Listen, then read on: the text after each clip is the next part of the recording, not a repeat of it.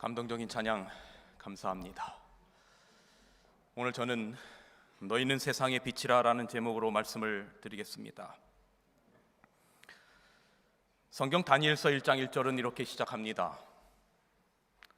유다 왕 여호야김이 위에 있은 지 3년에 바벨론 왕 느부갓네살이 예루살렘에 이르러 그것을 뭐라고 기록하고 있습니까? 그 다음에 에워쌌더니. 성경 다니엘 1장의 역사적인 배경은 열왕기하 24장에 기록되어 있습니다. 이집트와 바벨론이 중동의 패권을 차지하기 위한 다툼 속에서 작은 땅 유다의 마지막 왕들은 눈치 보기에 바빴습니다.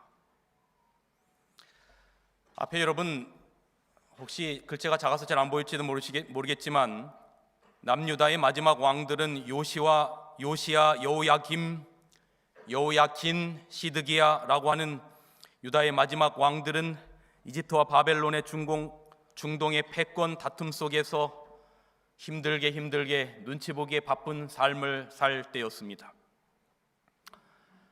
애굽의 바로 왕 느고가 요시야 왕이 이 느고의 군대를 막기 위하여 무깃도에서 막다가 요시야 왕이 애굽의 느고에 의하여 전사를 당합니다. 3개월 후에 바로 애굽 왕 느고가 귀환길에 예루살렘을 쳐서 여호아하스를 패하고 엘리야김을 왕위에 올려서 그의 이름을 여호야김으로 이름을 고쳤습니다. BC 605년 바벨론과 이집트 사이에 밀고 당기는 전투가 계속되다가 바벨론의 느부갓네살이 이집트를 완전히 격파하고 아람과 팔레스타인을 휩쓸었습니다. 이때가 여호야김 3년이었다라고 성경은 기록하고 있습니다. 느부갓네살이 예루살렘을 함락하고 여호야김과 왕족들, 성경에 기록된 다니엘과 다니엘의 세 친구를 사로잡고 쇠사슬로 결박하였습니다. 이것이 바벨론의 총 3차 침입 중에 1차 침입이었던 BC 605년의 일이었습니다. 오늘 다니엘서 1장 1절이 유다왕 여호야김이 있을 때 바벨론의 느부갓네살이 유다를 에워쌌다라고 기록하면서 다니엘서를 시작합니다. 바벨론이 유다를 에워싸은 이유가 무엇일까? 성경 열왕기하 24장 1절에는 여호야김 왕이 느부갓네살을 배반하였다라고 기록하고 있습니다. 일시적으로 이집트를 섬기다가 그 당시에 이 말씀드린 것처럼 이집트와 바벨론이라고 하는 이 두 강대국 사이에 이 유다라고 하는 이스라엘이라고 하는 작은 땅은 정말로 바람 앞에 촛불과 같은 풍전등화의 상황이 아닐 수 없습니다. 마치 우리나라가 일본과 그 중국이라고 하는 그 강대국 사이에서 과거에 많은 고초와 어려움을 겪었던 역사가 있었듯이 말입니다. 그래서 이집트가 이제 여호야김이 이집트를 섬기고, 그런데 어느 날 또 바벨론이 그 힘이 막강해지자 눈치를 보던 여호야김은 이제 바벨론을 배신하고 왔다 갔다 하는 그러한 시대적인 상황 가운데 바벨론을 배신한 여호야김이 괘씸히 여겨져서 바벨론은 이 이스라엘을 침공합니다. 이것이 유다 침공의 이유였다고 열왕기하 24장 1절은 기록합니다. 그런데 열왕기하 24장 3절에는 바벨론이 유대 땅을 침공한 또 다른 이야기를 하고 있는데 24장 3절에 이렇게 기록하고 있습니다. 이 일이 유다의 임함은 곧 여호와의 명하신 바로 저희를 자기 앞에서 물리치고자 하심이니 이는 므낫세에 지은 모든 죄로 인함이었다라고 기록하고 있습니다. 유다의 므낫세 왕의 죄로 인하여 하나님께서 사하시기를 즐겨하지 아니하시고 바벨론을 들어서 이스라엘을 유다를 침공했다라고 기록하고 있습니다. 그런데 더 근본적인 이유가 축복과 저주의 장인 신명기 28장에 기록되어 있는데, 신명기 28장 52절에서 53절에는 이렇게 기록하고 있습니다. 그들이, 다시 말하면 적국이 전국에서 내 모든 성읍을 에워싸고 내가 의뢰하는 바 높고 견고한 성벽을 다 헐며 내 하나님 여호와께서 내게 주시는 땅의 모든 성읍에서 너를 에워싸리니 내가 대적에게 에워싸이겠다라고 말하고 있습니다. 그렇다면 다니엘서의 배경이 되는 바벨론이 유다 땅을 에워쌌던, 침공했던 이유는 이 세 가지의 이유들을 종합해 보면 이스라엘 지도자들과 백성들의 죄악이 만들어낸 결과였다라고 우리가 이해할 수 있습니다. 성경에는 여러분, 이 에워싸였다라고 하는 간단한 단어로 표현을 하지만 이 상황은 한 단어로 표현할 수 있는 그런 상황이 아닙니다. 이 짧은 단어 속에는, 에워쌌다라고 하는 이 짧은 단어 속에는 죽음의 처참함과 끔찍한 고통이 있는 것입니다. 서기 70년 로마의 타이터스 장군이 예루살렘을 공격해오자 유대 지도자였던 엘리아젤 벤 야이르라고 하는 사람이 이끄는 유대인 열심 당원들 약 960명이 마사다라고 하는 요새로 피신하여서 로마에 대한 저항운동을 계속하였습니다. 앞에 나오는 화면처럼 보이는 것처럼 이것이 바로 그 마세다라고 하는 요새입니다. 그러나 로마 군단은 이 마사다의 험난한 지형 때문에 쉽게 유대인들을 정벌하지 못하고 장장 3년 동안이나 공격을 계속 해오던 끝에 앞에 사진에서 보이는 것처럼 엄청난 토담을 쌓아서 마사다 요새에 접근을 합니다. 이로써 마사다의 수비벽이 무너지고 로마 군단의 진격이 확실해지자 지도자 베냐이르는 로마군에 잡혀서 우리 처자식들 가족들이 수모를 겪느니 차라리 자유인으로서 영광스럽게 죽기를 결심합니다. 그래서 모든 가장들이 사랑하는 아내와 자식들을 직접 칼로 찔러 죽인 다음에 모든 남자들이 한자리에 모여서 10명을 추첨하여 10명을 뽑습니다. 그리고 그 10명이 남아있는 모든 남자들을 다 죽이고 남아있는 10명 가운데 또 추첨으로 1명을 뽑아서 9명을 죽인 다음에 마지막 끝까지 남아있었던 1명이 최후로 자결을 하는데, 이것이 바로 마세다 요새의 최후의 항전입니다. 요세푸스의 유대 전쟁사에 의하면 노파 1명과 어린아이 5명, 엘리아젤 벤 야일의 친척 노인 1명, 총 7명이 생존하여서 이 이야기를 전했다라고 기록하고 있습니다. 로마 군대의 에워싸임에 의하여 이렇게 처참한 죽음이 있었던 것, 에워싸임이라고 하는 그 짧은 다니엘 1장 1절의 단어 속에는 이러한 피의 죽음이 있었던 것입니다. 수많은 피 흘림과 수치와 고통이 이 에워싸이다라고 하는 표현 안에 들어있는 것입니다. 마찬가지로 바벨론이 예루살렘을 침공할 때의 상황이 열왕기하 24장과 시편 79편 1절로 4절에 기록되어 있는데, 여기 시편 79편 2절로 4절의 말씀을 여러분 앞에 잠시 읽어드립니다. 저희가 주의 종들의 시체를 공중의 새에게 밥으로 주며 주의 성도들의 육체를 땅 짐승에게 주며 그들의 피를 예루살렘 사면에 물같이 흘렸으며 그들을 매장하는 자가 없었나이다.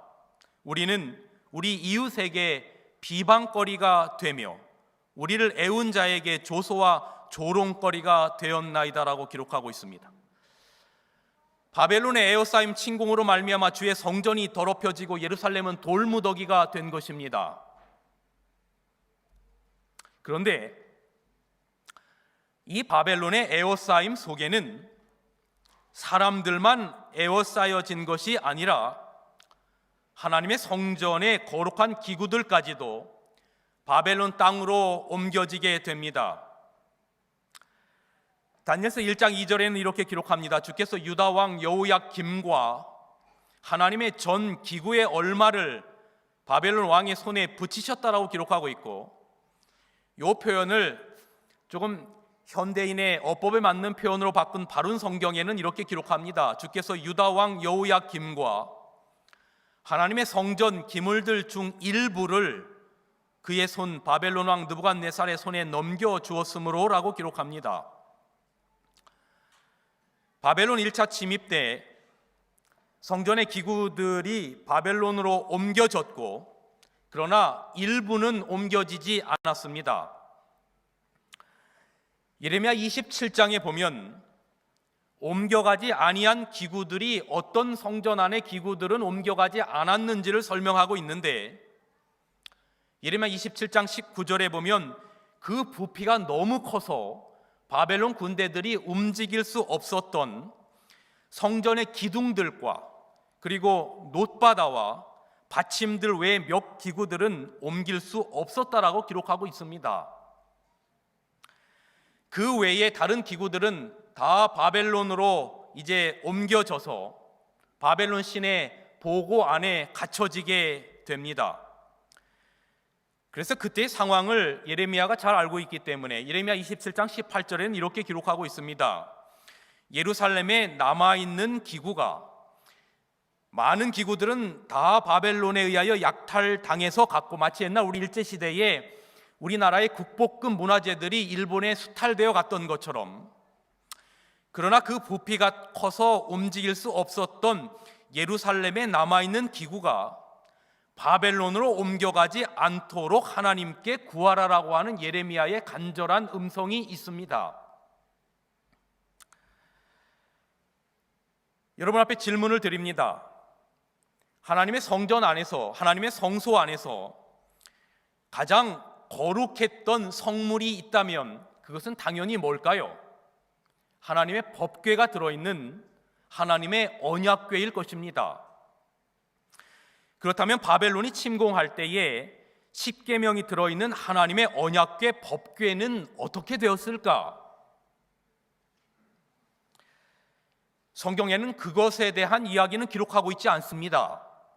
그런데 제가 말씀을 준비하면서 문헌을 찾던 중에 성경 66경 정경에는 속하지 않았지만 외경에 속해 있는 마카비서라고 하는 외경 학원의 그 하나님의 언약궤에 대한 기록이 있어서, 그리고 이 기록이 저희가 가지고 있는 영감의 글과 꽤 일맥상통하는 부분이 있어서 몇 절을 좀 읽어드리도록 하겠습니다.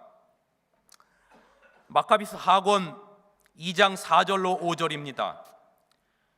하나님의 계시에 따라 장막과 언약궤를 취하여 모세가 하나님의 유업을 보기 위해 올라갔던 그 산으로 갔습니다. 그 산이 어떤 산입니까? 느보산이었습니다. 모세가 죽었던. 그러니까 하나님의 언약궤를 취해서 이제 예레미야가 느보산으로 올라갔다라고 말하고 있는 것입니다. 예레미야가 그곳에 도착했을 때 그는 장막과 언약궤와 향단을 넣을 수 있는 동굴 속의 방을 발견했습니다. 그는 그 물건들을 그곳에 두고 입구를 막았습니다라고 기록하고 있습니다. 이어지는 6절에서 8절의 말씀을 보겠습니다. 그를 따라온 사람들 중에는 산으로 올라가면서 길을 표시하려고 의도한 사람도 있었지만 그 길을 찾을 수 없었습니다. 예레미야는 이 말을 듣고 그들에게 책망했습니다. 하나님께서 그분의 백성을 다시 모으고 자비를 베푸실 때까지 그 위치를 알 수 없습니다. 그러나 때가 되면 주께서 이 일들을 알려주실 것이며 모세 시대처럼, 그리고 솔로몬이 성전을 영광스럽고 거룩하게 될 것을 기도했을 때처럼 구름 속에서 주님의 영광이 나타날 것입니다라고 말합니다. 그래서 결론은 바벨론이 예루살렘을 침공할 때 하나님의 법궤가 들어있었던 그 언약궤는 예레미야에 의하여 느보산 어딘가 동굴에 가둬놓았고, 그리고 하나님께서 그 일을 비밀리에 붙이셔서 사람들이 그것을 찾을 수 없도록 했다라고 하는 것이 외경에서 기록된 이야기입니다. 그러나 이것은 우리가 정경에 들어가지 않기 때문에 이 기록이 정확한지는 알려져 있지 않지만, 그렇다 하더라도 이 기록 자체가 주장하는 것처럼 우리는 하나님의 언약궤와 그 법궤에 대한 것은 주님께서 다시 오실 때까지 알 수 없을 것이라는 생각을 합니다. 그런데 이 부분에 관하여 영감의 글에는 선지자 왕에 이렇게 기록하고 있습니다. 선지자 왕 453페이지. 하나님의 목적을 분명히 알고 있으면서도 아직 예루살렘에 남아있던 의인들 중에 어떤 이들은 십계명이 기록된 돌비가 들어있는 법궤를 무자비한 자들의 손에 닿지 못하는 곳에 갖다 두기로 결심하고 그 일을 시도하였다.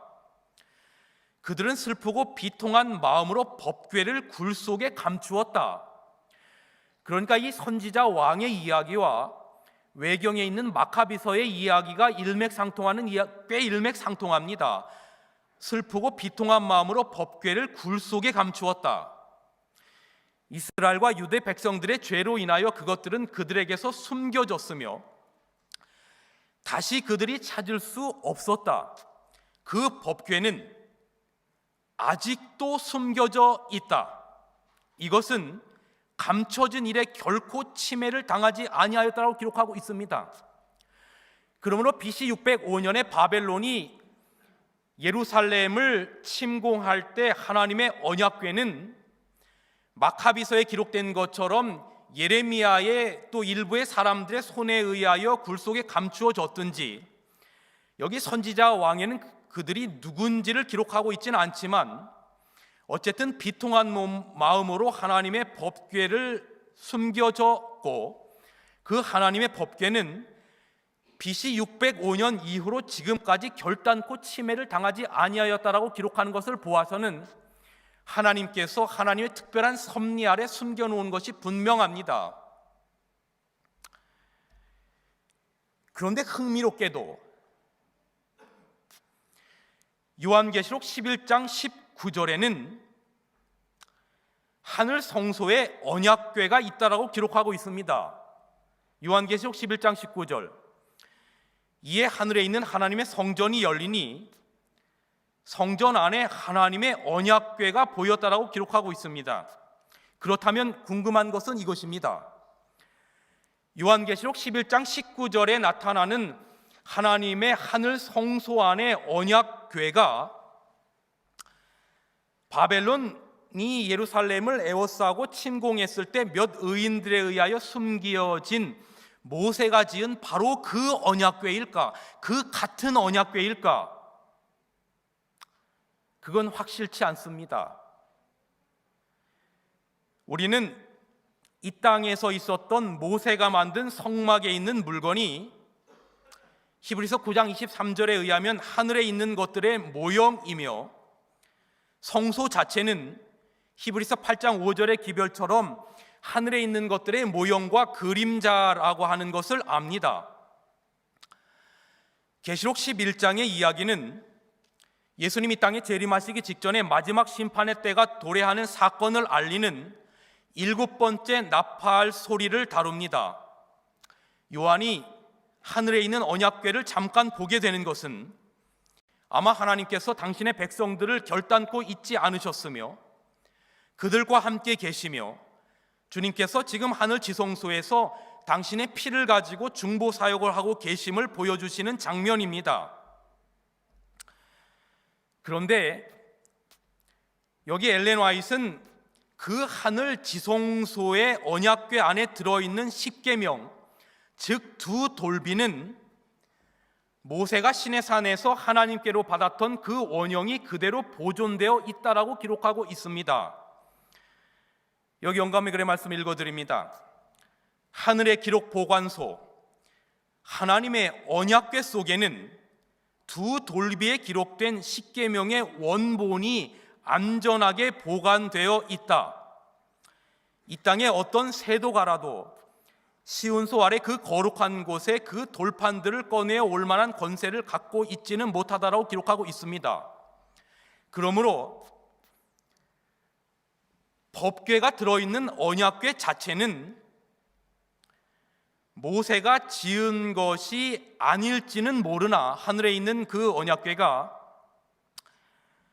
그 안에 두 돌비 십계명은 하늘 지성소 안에 있는 언약궤 안에 그 원형 그대로 보존되어 있는 것입니다. 그렇다면 십계명을 바벨론이 침공했을 때이든지 혹은 그 이후에든지 언약궤 자체가 십계명을 담고 있는 언약궤 자체가 하늘로 옮기어졌는지는 확실치 않으나 언약궤 안에 있는 모세에게 주셨던 그 두 돌비의 원형은 하늘 지성소 안에 지금도 있고 그대로 그 원형이 옮기어져서 보존된 것입니다. 어느 시대나 하나님의 신실한 종들이 있었습니다. 신속히 다가오는 예루살렘 멸망을 예상하고 예루살렘에 있던 몇 명의 신실한 하나님의 종들은 바벨론의 군대로부터 언약궤를 지키기 위하여 목숨을 걸었던 것입니다. 그런데 이때 성소의 성전의 첫째 칸에 있었던 촛대는 오늘 이 그림에 보는 것처럼 바벨론으로 옮겨졌습니다. 하나님의 성전 안에서 여러 가지의 많은 성물들 가운데 특별히 제사장이 아주 심혈을 기울여야만 했던 것 중에 하나가 바로 이 등대로 기록된 7 촛대입니다.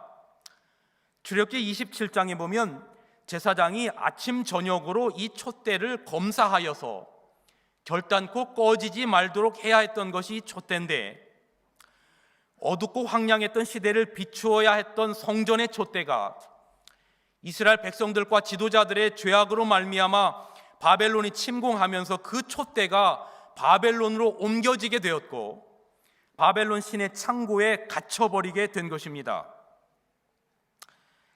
여러분, 시대마다 하나님의 성소를 없애버리려는 것은 사단의 목적입니다. 왜냐하면 성소는 하나님의 임재 상징이요 말씀과 기별의 상징이기 때문에 그렇습니다. 그러니 하나님을 예배하는 밝기 주변을 비치는 이 성소를 없애면 하나님의 백성들과 이 세상은 영적인 암흑천지가 되는 것입니다. 여기 시대소망 35페이지는 이렇게 기록하고 있습니다. 사단은 사람에게 하나님에 대한 지식이 전달되지 못하도록 차단하고 하나님의 백성들의 관심을 하나님의 성전에서 떠나게 하여 자기의 왕국을 건설하려고 하였다라고 기록하고 있습니다. 제가 이 말씀을 보면서 이런 생각이 들었어요. 과거에는 이런 이방인들의 침입 즉 전쟁으로 성전의 문이 닫혔는데 요즘은 전염병과 각종 세속적 상황으로 성전의 문을 닫게 만들려 하는구나라는 생각이 드는 겁니다.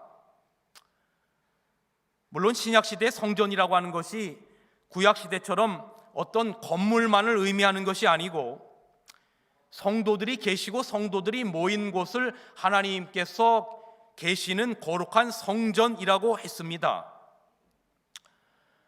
어쨌든 하나님께서 구약의 하나님의 성전, 특별히 이 등대들을 없애려고 사단을 통하여 수없이 노력하는 그러한 노력에도 불구하고 하나님께서는 당신의 소수의 종들을 통하여 그 명맥을 유지해 나가셨듯이 오늘날 이 청량리교회라고 하는 하나님의 거룩한 성전과 등대를 이곳에 세우셔서 이곳을 통하여 하나님의 영광을 세상에 밝히 비추도록 하는 역할을 여러분과 저에게 주셨다는 것입니다. 밤낮으로 비추어야 했던 촛대가 예루살렘에서 바벨론으로 옮겨지고 언약궤가 굴 속에 피신당하게 되고 수많은 유대인들이 학살당하는 그러한 처참한 상황 가운데 성소가 제 기능을 감당하지 못하게 되었을 때 이스라엘에게 찾아온 것은 영적 무관감과 흑암이었습니다. 빛의 통로가 사라진 것입니다. 여기 계시록 2장 5절에는 이렇게 기록하고 있습니다. 그러므로 어디서 떨어진 것을 생각하고 회개하여 처음 행위를 가지라. 만일 그리하지 아니하면, 회개치 아니하면 내가 내게 임하여 내 촛대를 그 자리에서 옮기리라라고 말하고 있습니다. 이스라엘 백성들의 죄악으로 말미암아 그들의 영적인 촛대뿐만 아니라 성전을 비추고 있었던 등대 7 촛대도 바벨론으로 그렇게 옮겨지게 되었습니다. 그런데 여러분, 하나님은 살아 계십니다. 이러한 때에 하늘의 지식을 보존하고 하늘의 학문과 지혜와 총명을 간직한 이 시대에 살아있는 진정한 촛대를 하나님께서는 심으셨습니다. 물질적인 촛대는 바벨론 신의 보고에 갇혔지만 하나님은 진정한 촛대를 두셨습니다. 바로 18살의 청년 다니엘이었습니다. 다니엘 1장 6절에 바벨론의 포로로 잡혀간 유다 자손 곧 다니엘과 하나냐와 미사엘과 아사랴가 있었더니라고 기록하고 있습니다. 여러분, 성경은 시대마다 암흑을 비추는 등대를 두셨습니다. 사무엘하 21장 17절에 다윗을 보고 이스라엘의 등불이라 했듯이 시대마다 하나님의 등불을 하나님께서는 심겨 두셨습니다. 셈, 노아, 아브라함, 모세, 사무엘, 다니엘, 예레미야, 침례 요한, 사도 요한, 시대를 거슬러서 21세기를 살아가는 오늘 이 자리에 앉아 계신 우리 사랑하는 청량리교회 온 성도들, 여러분들은 하나님께서 그 시대마다 하나님의 영광의 빛을 발하도록 심어 놓으신 하나님의 거룩한 촛대들입니다. 다니엘이 성소였고 촛대였어요. 비록 물질적인 성소는 해체되고 일부는 예루살렘에, 일부는 바벨론으로 옮겨져 와서 물질적인 성소의 모양은 해체되었지만 하나님은 다니엘과 세 친구를 통해서 성소의 기능을 이어가셨습니다. 어두움이 빛을 이길 수는 없는 법입니다. 촛대인 다니엘은 아무리 바벨론이 영적 암흑일지라도 그 빛을 그 이방 나라에서 환하게 비추었습니다. 다니엘은 어떤 사람인가? 복음 성경 주석에는 이렇게 기록하고 있습니다. 하나님께서 다니엘을 사용하실 수 있었던 것은 그가 원칙의 사람이요, 믿을 수 있는 성품의 사람이요, 하나님을 위하여 사는 것을 생애의 첫째 가는 일로 삼은 사람이었기 때문이다. 여러분, 공의와 진리를 구하는 한 사람, 바로 다니엘을 통해서 하나님은 역사와 예언의 안내서를 기록하고 계십니다. 위태로운 때와 영원히 끝없는 바닷가를 연결하는 다리를 다니엘을 통해서 준비하신 겁니다. 현실의 불확실성과 곤혹에서 영원한 생활의 평화와 안정으로 건너가는 한 다리를 다니엘을 통하여 준비하고 계셨습니다. 다니엘과 세 친구는 바벨론의 포로로 잡혀갈 때, 여기 에세이 바이블 코멘타리는 이렇게 주석하고 있습니다. 다니엘과 포로들은 일상무용로를 통하여 하루 평균 25km를 여행하여 2개월 후에 바벨론에 도착하였다. 일상무용로는 예루살렘에서 바벨론까지 1500km가 넘는 길이었다. 여러분, 서울 광화문에서 부산 시청까지 456km입니다. 제가 인터넷에서 찍어보니까 그래요. 그런데 이 예루살렘에서 바벨론까지 1500km가 넘는 그 길을 포로로 2개월간이나 그 긴 거리를 포로로 잡혀가는 겁니다. 여러분, 촛대가 옮겨진다는 것은 이런 고통이 있는 겁니다. 그러나 다니엘은 그런 고통 가운데서도 하나님, 나에게 왜, 혹은 왜 이런 일이, 하나님을 신실하게 섬겼던 나에게 왜 이런 일이 있느냐고, 세상적인 말로 왜 재수없이 이런 일들이 나에게 생겼냐고 하나님을 원망하지 않고, 그는 하나님의 거룩한 촛대의 직임을 다하는 삶을 살았던 진정으로 살아있는 하나님의 촛대였던 겁니다. 여기 우리가 잘 아는 말씀 다니엘 1장 8절에는 다니엘은 뜻을 정하여 왕의 진미와 그 마시는 포도주로 자기를 더럽히지 않게 하기를 환관장에게 구했다라고 기록하고 있어요. 여러분, 여기 이 뜻을 정했다라고 하는 말의 히브리어 숨이라고 하는 말은 마음의 결심을 하다는 의미예요. 여러분, 다니엘은 포로로 잡혀가는 그 순간서부터 그의 마음을 결정한 겁니다. 여기 바벨론의 포로 생활을 하면서 우상에게 바쳐진 음식과 왕이 내린 술을 먹지 않는 것으로 우선 자신의 신앙을 지키기로 결심한 것입니다. 비록 성소의 촛대는 바벨론의 신의 보고에 갇혔지만 다니엘과 세 친구는 이방 나라를 비추는 촛대가 되기로 결심한 것입니다. 그런데 여러분, 18살 된 포로 다니엘과 세 친구가 이렇게 왕의 환관장 앞에 말한다는 것은 목숨을 걸어야 하는 일이었어요. 그러나 그는 타협지 않았어요. 여러분, 우리의 환경이 온통 하나님을 대적하고 우리에게 세상적인 표준을 정해주고 우리를 강압하고 억압하는 환경이라 할지라도 우리가 다니엘처럼 마음을 정하여 뜻을 정하여 우리는 하나님이 심으신 촛대로서 이 거룩한 청량리 교회를 아름답게 비추는 여러분이 되시기를 간절히 바랍니다. 여기 뜻을 정하고 기별의 원칙 위에 섰을 때 그는 촛대로서 빛이 났습니다. 여기 1장 15절에 열흘 후에 그들의 얼굴이 더욱 아름답고 살이 더욱 윤택하여 왕의 진리를 먹는 모든 소년보다 나아 보였다라고 말합니다. 이것은 단순히 다니엘의 외모의 아름다움만을 말하는 것은 분명 아닐 것입니다. 하나님의 뜻대로 살게 되었을 때에 어쩌면 다니엘의 외모만의 아름다움을 말하는 것이 아닐 겁니다. 성소의 촛대로서 그는 이방 땅에서 빛나야 하였고 그 빛을 통해 하나님의 영광을 드러내게 하신 것입니다. 하나님께서 다니엘에게 이상과 몽조를 깨달아 알게 하셨습니다. 그래서 다니엘서의 예언은 마지막 시대까지 이 세상을 비추는, 예수님이 땅에 재림할 때까지 세상을 비추는 충분한 촛대가 된 것입니다.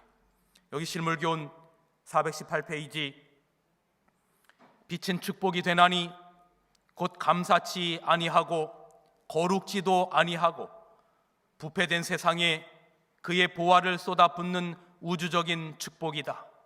의의 태양의 빛도 그러하다. 죄와 슬픔과 고통의 흑암에 둘러싸인 이 지구를 하나님의 사랑을 아는 지식의 빛으로 비춰야 한다. 하늘 보좌에서 비추는 빛은 종파나 인종이나 계급을 구별하지 않고 비친다. 사랑하는 청량리교회 성도 여러분, 유다 백성들의 죄로 인하여 유다 땅은 바벨론에 의하여 에워싸야만 했습니다. 그러나 하나님은 그 역사의 소용돌이에서도 하나님의 뜻을 이루고 계셨습니다. 다니엘, 바로 그 한 사람을 통해서 인류 역사의 대쟁투에서 사단의 계략을 밝히고, 그러므로 하나님의 백성의 에워싸임이 아니라 사단의 에워싸임이 되게 하셨습니다. 오늘이라고 하는 삶 속에서 우리는 숱한 인생의 생채기와 고난의 에워싸임이 우리의 현실 속에 있습니다.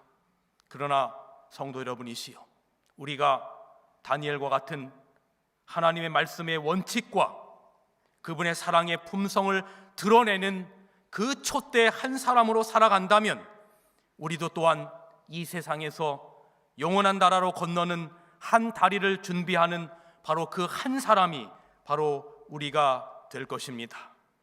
마태복음 25장에는 지상 역사의 마지막을 밤중이라고 표현하고 있어요. 그런데 그 깜깜한 밤중에 소리가 납니다. 그 소리는 어떤 소리입니까? 그 밤중에 나는 소리는 보라 신랑이로다 맞으러 나오라라고 하는 소리였어요.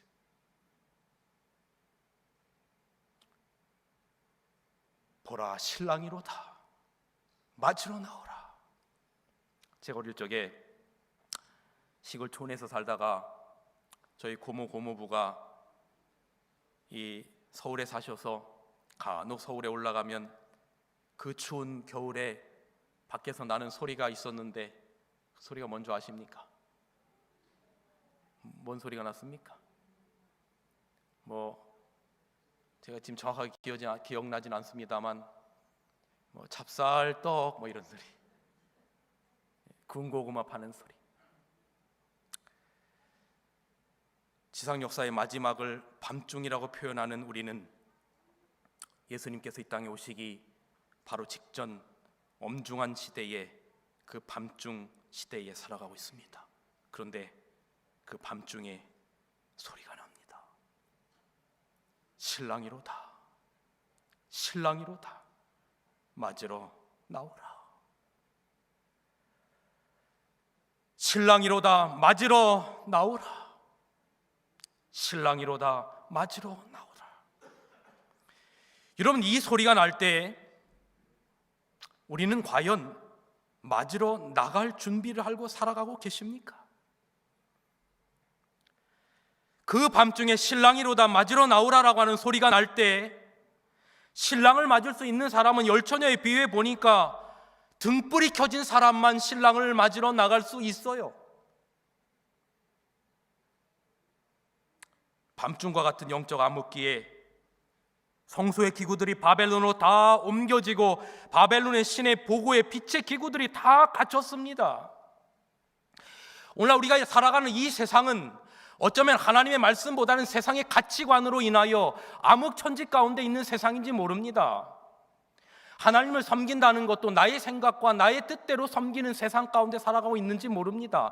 하나님의 말씀의 원칙이 우리의 삶을 주관하는 것보다 세상의 잣대와 기준이 우리의 삶을 주관하는 세상 가운데 우리는 살아가고 있는지 모릅니다. 이렇게 바벨론의 신의 보고에 빛의 기구들이 다 갖춰져 있을 때 다니엘은 거기서 성소의 촛대의 역할을 감당했습니다. 등대는 해질녘 넓디 넓은 바다를 향해 노란 불빛을 비추는 일로 하루를 시작합니다.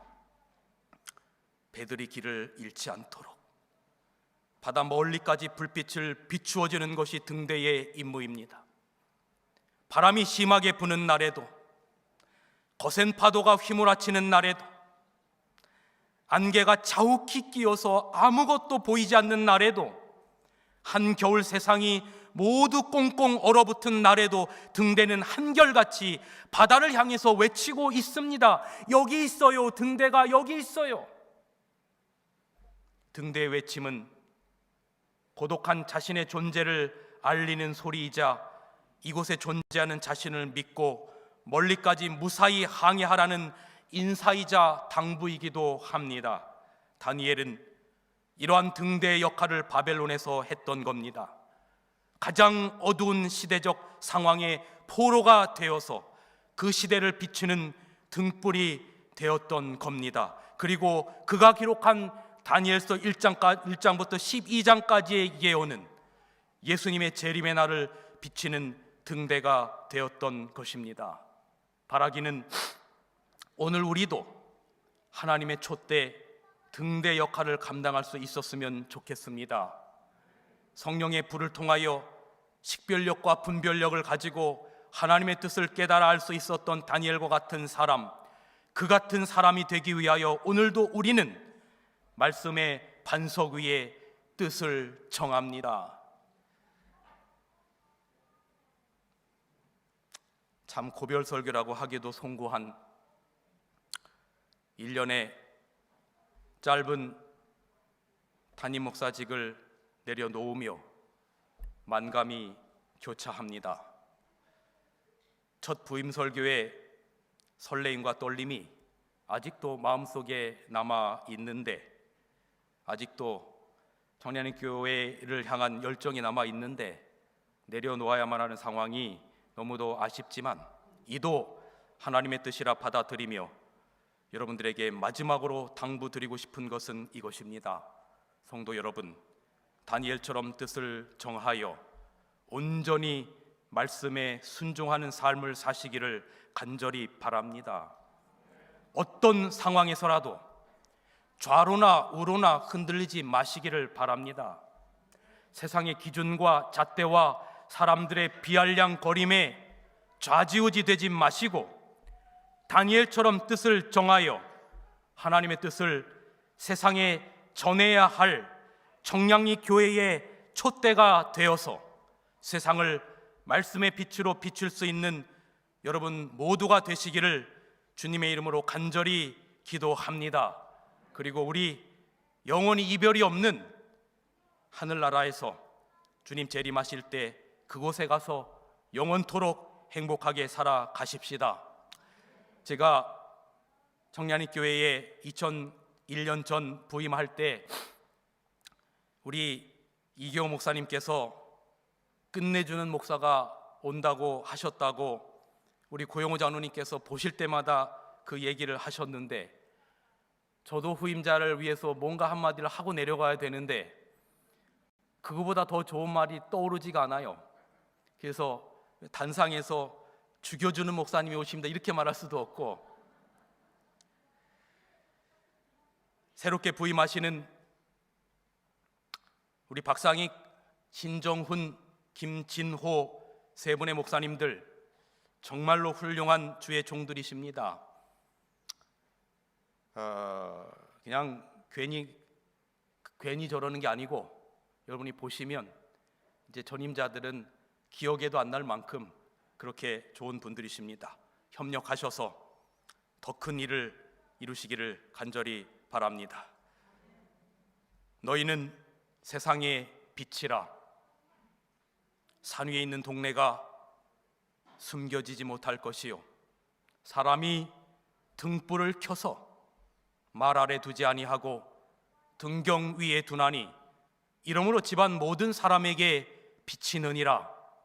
이같이 너희 빛이 사람 앞에 비치게 하여 그들로 너희의 착한 행실을 보고 하늘에 계신 너희 아버지께 영광을 돌리게 하라. 이 세상을 살아가면서 마지막으로 한마디만 드리고 단을 내려가겠습니다. 최고로 잘하는 일은 우리 주님 오실 때 구원받을 수 있는 백성으로 준비하며 살아가는 것입니다.